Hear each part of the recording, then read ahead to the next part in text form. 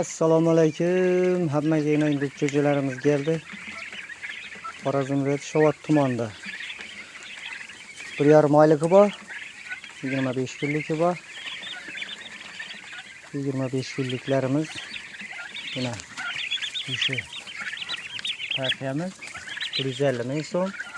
Bular 200 ming so'm 1,5 oyliklari. Mana holati. O'zini juvay versam 1,5 kilo bo'ladi.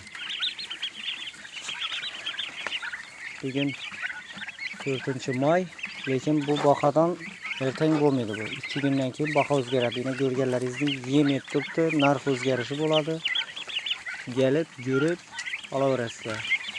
11-mayda buyuk 6 keladi. 15-mayda buyuk 6 va bronza keladi. Har hafta keladi. Shovot tumaniga tarqalib turibdi.